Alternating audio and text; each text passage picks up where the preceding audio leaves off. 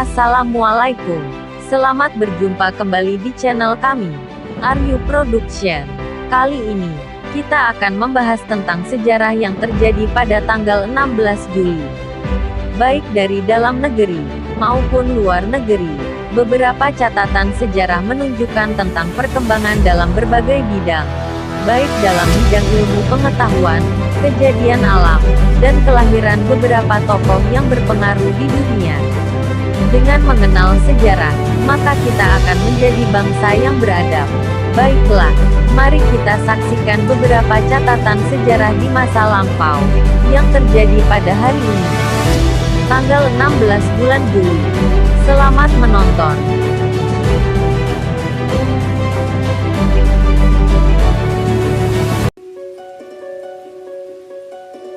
Nomor 1. Pembangunan rel kereta api, yang dibangun oleh perusahaan yang bernama Srajudalstrum Tramatshapij pada tanggal 16 Juli tahun 1896.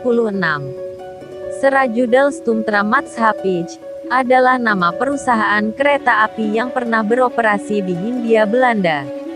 Perusahaan ini mengoperasikan kereta api dari Maos Cilacap menuju Purwokerto, dan dilanjutkan menuju Banjarnegara dan Wonosobo. Perusahaan ini sebenarnya merupakan perusahaan swasta independen, yang berpusat di Purwokerto, Banyumas, Jawa Tengah. Agar pengangkutan penumpang dan hasil bumi dari Maos ke Banjarnegara dan selanjutnya Wonosobo lancar, perusahaan ini membangun jalur kereta api, mulai dari stasiun Maos menuju stasiun Purwokerto Timur. Berdasarkan Besuit tanggal 24 April tahun 1894 yang disahkan oleh pemerintah kolonial Hindia Belanda, perusahaan ini segera melaksanakan konsesi pembangunan jalur kereta api dari Maos menuju Purwokerto Timur, bersambung ke Banjarnegara.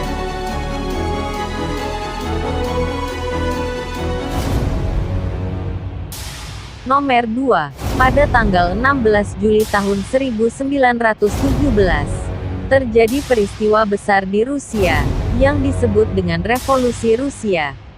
Revolusi Rusia adalah sebuah pergerakan politik, agar dapat menggulingkan pemerintahan provinsi, yang telah mengganti sistem Tsar Rusia, dan menuju pendirian Uni Soviet.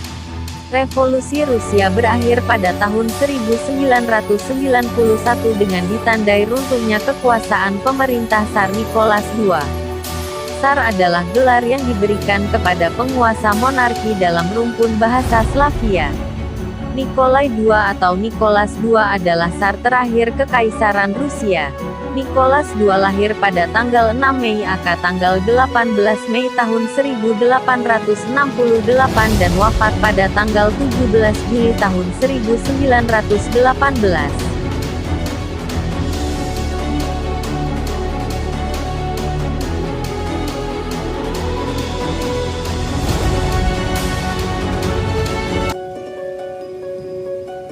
Nomor 3. Pada tanggal 16 Juli tahun 1945, telah terjadi peristiwa yang sangat bersejarah dalam perkembangan ilmu pengetahuan. Disebut dengan Trinity. Trinity adalah nama kode ledakan pertama perangkat nuklir. Itu dilakukan oleh Angkatan Darat Amerika Serikat pada pagi hari pukul 5:29 pada tanggal 16 Juli tahun 1945. Sebagai bagian dari proyek Manhattan. Tes ini dilakukan di Gurun Jornada del Muerto, sekitar 35 km tenggara Socorro, New Mexico. Berat bom tersebut 19 kiloton atau 80 terajul dan merupakan peledakan bom atom pertama. Bom tersebut bermuatan plutonium dan sama modelnya dengan yang kelak akan dijatuhkan di Nagasaki pada tanggal 9 Agustus tahun 1945. Trinity dijadwalkan diledakkan pada tanggal 13 Juli. Tetapi karena cuaca buruk, percobaan itu tidak jadi dilaksanakan. Cuaca membaik pada tanggal 16 Juli dan peledakan dilakukan pada pagi hari waktu setempat. Bom tersebut ditempatkan di menara baja berketinggian 20 meter, dan daya ledaknya setara dengan 19 kiloton TNT. Ledakan itu meninggalkan kawah sedalam 3 meter dan selebar 330 meter.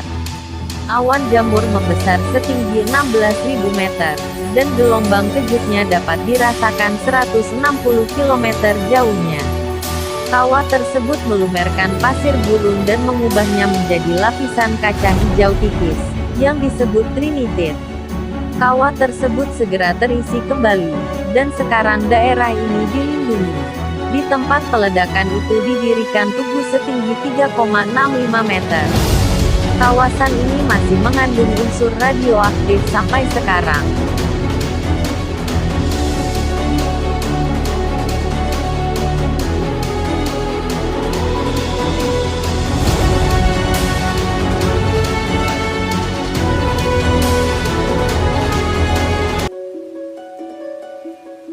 Nomor 4. Dalam dunia olahraga, terjadi peristiwa bersejarah pada Tegel tanggal 16 Juli tepatnya pada tahun 1950. Terjadi penyelenggaraan final dalam olahraga bola yang disebut Piala Dunia, yang diselenggarakan oleh FIFA. Piala Dunia FIFA 1950 merupakan edisi keempat Piala Dunia FIFA yang digelar di Brasil, pada tanggal 24 Juni hingga tanggal 19 Juli. Piala Dunia ini merupakan penyelenggaraan Piala Dunia FIFA yang pertama setelah terjadinya Perang Dunia II, yang berlangsung selama sekitar 12 tahun. Brasil dipilih FIFA pada tanggal 1 Juli tahun 1946 dalam Kongres FIFA di Luxembourg.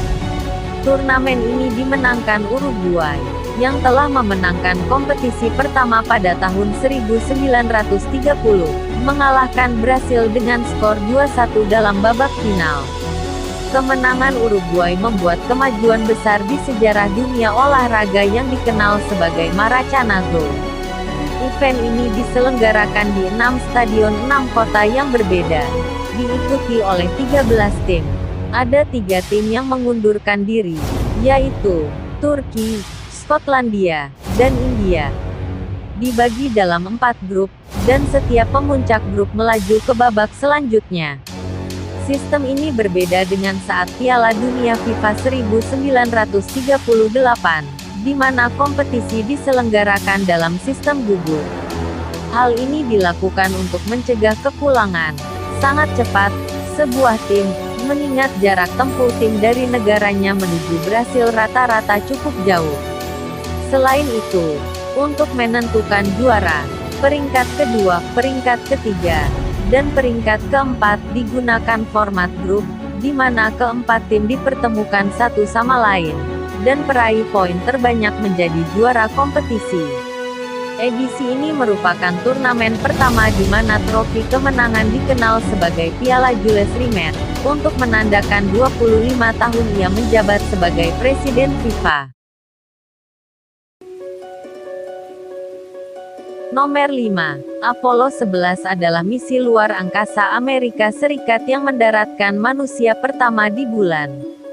Komandan Neil Armstrong dan pilot modul lunar Buzz Aldrin yang mendaratkan modul lunar Apollo Eagle pada tanggal 20 Juli tahun 1969 pukul 20.17 UTC. Sekitar 6,5 jam kemudian, Armstrong menjadi orang pertama yang menginjakkan kaki di permukaan bulan. Pada tanggal 21 Juli pukul 2.56 UTC, diikuti Aldrin 19 menit kemudian.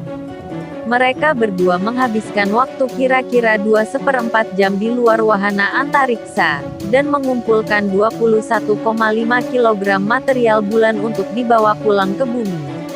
Pilot Michael Collins menerbangkan modul Komando Columbia sendirian mengelilingi bulan saat Armstrong dan Aldrin berada di permukaan. Kedua astronaut ini menghabiskan waktu 21 jam 31 menit di permukaan bulan di lokasi yang mereka namakan Tranquility Base. Kemudian kembali terbang menaiki modul Columbia yang sedang mengorbit. Apollo 11 diluncurkan oleh roket Saturn V dari Kennedy Space Center di Merritt Island, Florida, pada tanggal 16 Juli pukul 13.32 UTC, dan merupakan misi berawak kelima dari program Apollo NASA. Wahana antariksa Apollo memiliki 3 bagian, yakni modul komando, yang dilengkapi kabin untuk 3 astronaut, satu-satunya bagian yang kembali ke bumi, modul servis, yang memberikan daya dorong, daya listrik, oksigen, dan air kepada modul komando, serta modul lunar, yang memiliki 2 kapsul bawah untuk mendarat di bulan dan kapsul atas untuk membawa astronot kembali ke orbit bulan. Setelah dikirim ke bulan oleh roket Saturn V, para astronot memisahkan wahana Apollo dari roket tersebut dan melakukan perjalanan selama 3 hari untuk memasuki orbit bulan.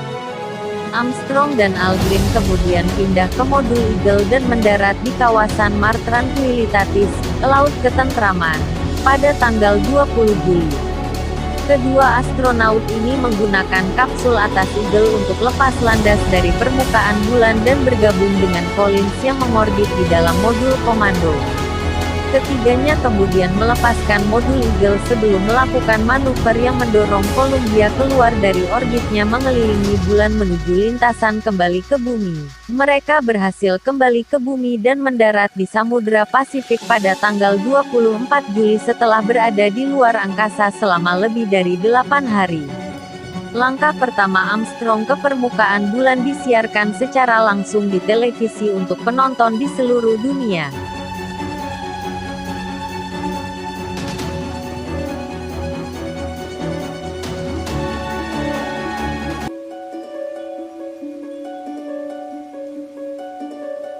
Nomor 6. Pada tanggal 16 Juli tahun 1979, negara Irak mencatat sejarah besar dalam proses pemilihan presiden. Terpilihlah Saddam Hussein sebagai presiden Irak pada waktu itu. Saddam Hussein lahir di Al-Awiyah, Irak, tanggal 28 April tahun 1937. Dan meninggal di Kadimia, Irak pada tanggal 30 Desember tahun 2006 pada umur 69 tahun. Saddam Hussein adalah presiden Irak pada periode tanggal 16 Juli tahun 1979 hingga tanggal 9 April tahun 2003. Ketika tertangkap oleh pasukan koalisi saat menginvasi Irak pada tahun 2003. Sebagai pemimpin Irak dan ketua Partai Ba'ath, ia mengambil kebijakan pan-Arabisme sekuler, modernisasi ekonomi, dan sosialisme Arab. Saddam adalah presiden dan diktator Irak dari tanggal 16 Juli tahun 1979 hingga tanggal 9 April tahun 2003. Kekuasaannya berakhir setelah Irak diserang oleh suatu pasukan koalisi yang dipimpin Amerika Serikat pada 2003. Sebagai anggota utama Partai Ba'ath Irak, yang menganjurkan pan-Arabisme sekular, modernisasi ekonomi, dan sosialisme Arab. Saddam memainkan peranan penting dalam kudeta 1968, yang membuat partainya lama berkuasa di negara itu. Sebagai presiden, Saddam menciptakan pemerintahan yang otoriter dan mempertahankan kekuasaannya melalui Perang Iran dan Irak 1980–1988, dan Perang Teluk tahun 1991. Saddam digulingkan dalam invasi Irak 2003 yang dipimpin oleh Amerika Serikat, dan ditangkap oleh pasukan-pasukan AS pada tanggal 13 Desember tahun 2003. Pada tanggal 5 November tahun 2006 Hakim Ketua Rauf Rashid Abdel Rahman menjatuhkan hukuman mati dengan cara digantung kepadanya atas kejahatan terhadap umat manusia. Pada tanggal 26 Desember tahun 2006, Mahkamah Agung Irak menyatakan untuk segera melaksanakan vonis yang telah dijatuhkan. Dan akhirnya pada tanggal 30 Desember tahun 2006, Saddam Hussein dieksekusi mati. Nomor 7. Girls' Generation. Sonyeon Sidae adalah girl band asal Korea Selatan yang dibentuk oleh SM Entertainment pada tahun 2007. Mereka juga dikenal dengan nama SNSD atau Soshi. Keduanya merupakan singkatan dari nama grup ini dalam bahasa Korea. Grup ini terdiri dari 8 anggota: Taeyeon, Sunmi, Tiffany, Hyoyeon, Yuri, Suyong, Yona, dan Sohyun. Pada tanggal 30 September tahun 2014, SM Entertainment secara resmi mengumumkan bahwa Jessica sudah tidak aktif di Girls' Generation.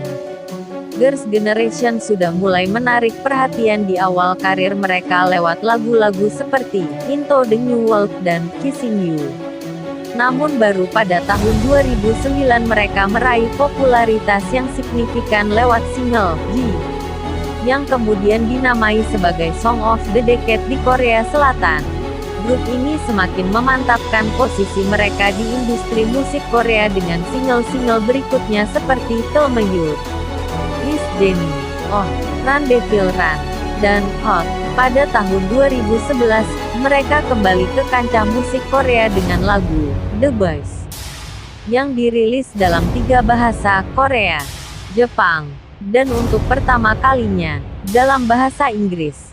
Girls' Generation memulai debutnya di kancah musik Jepang pada tahun 2010 di bawah naungan label Nayutawa Records dengan merilis versi bahasa Jepang dari lagu hits mereka, Telmeyur dan G, album pertama mereka di Jepang. Girls' Generation yang dirilis pada bulan Juni tahun 2011 merupakan album oleh sebuah grup asal Korea yang paling banyak terjual dalam sejarah tanggal lagu Oricon.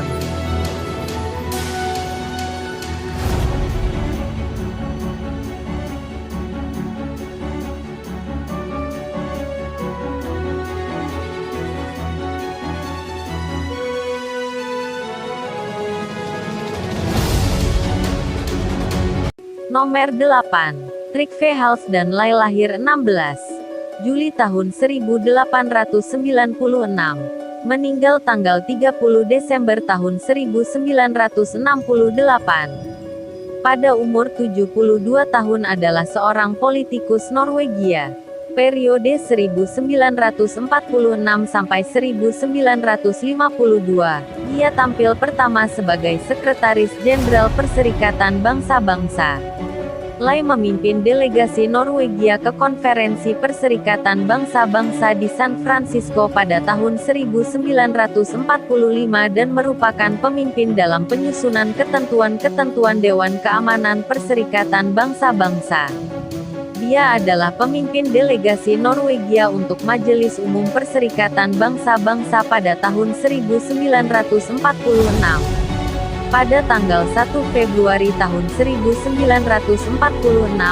dia terpilih sebagai Sekretaris Jenderal Perserikatan Bangsa-Bangsa pertama sebagai hasil dari kompromi antara kekuatan-kekuatan utama, setelah gagal terpilih sebagai Presiden Majelis Umum pertama dengan hanya selisih kecil. Sebagai Sekretaris Jenderal, Lai mendukung Yayasan Israel dan Indonesia. Dukungan penuh semangatnya untuk Israel termasuk memberikan informasi rahasia militer dan diplomatik kepada para pejabat Israel. Ia mengirim 50 anggota pasukan penjaga Perserikatan Bangsa-Bangsa dari Danau Sukses untuk membantu mediator dalam mengawasi gencatan senjata di mandat Inggris sebelumnya di Palestina pada tahun 1948 dan UNTSO, operasi penjaga perdamaian pertama kali didirikan oleh PBB. Ia bekerja untuk penarikan pasukan Soviet di Iran dan gencatan senjata untuk pertempuran di Kashmir. Dia menarik kemarahan Uni Soviet ketika dia membantu mengumpulkan dukungan untuk pertahanan Korea Selatan setelah diinvasi pada tahun 1950 dan kemudian bekerja untuk mengakhiri boikot Uni Soviet dari pertemuan-pertemuan PBB. Meskipun keterlibatannya tidak ada hubungannya dengan kemungkinan akhirnya kembalinya Uni Soviet ke PBB. Dia menentang masuknya Spanyol ke PBB karena penentangannya terhadap pemerintah Francisco Franco.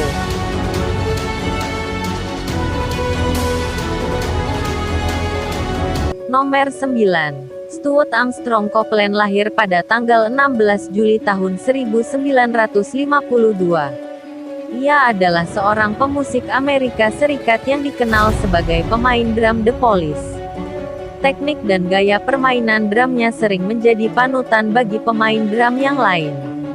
Dari tahun 1980-an hingga 2007, ia bermain untuk berbagai grup musik, dan juga menulis soundtrack film. Dilahirkan di Alexandria, Virginia, ia adalah anak bungsu dari seorang agen CIA bernama Miles Copeland Jr. Pada 1975, ia bergabung dengan kelompok Curve Air, dan pada 1977 ia mendirikan The Police. Beberapa soundtrack film yang merupakan komposisinya adalah Talk Radio, Wall Street, See No Evil, Hear No Evil, Highlander 2, dan The Leopard Son. Kakak Stewart adalah Miles Copeland III, pendiri IRS Records dan manajer The Police.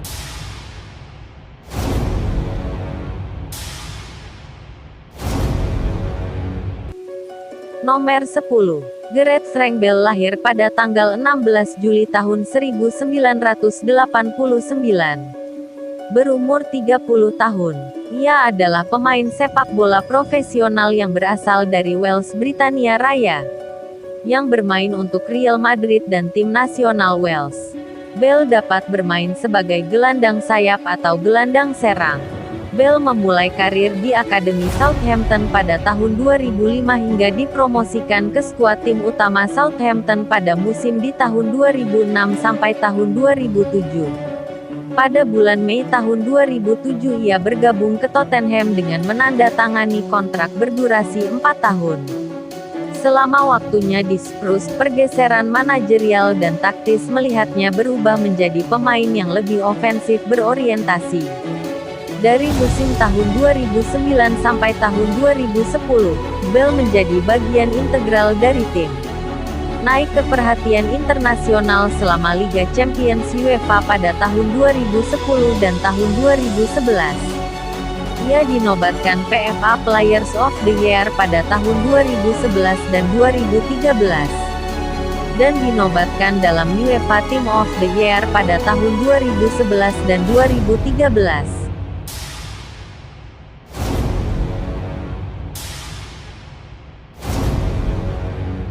Terima kasih telah menyaksikan channel kami. Tetap semangat dalam belajar. Video by Aryu Production. Wassalam.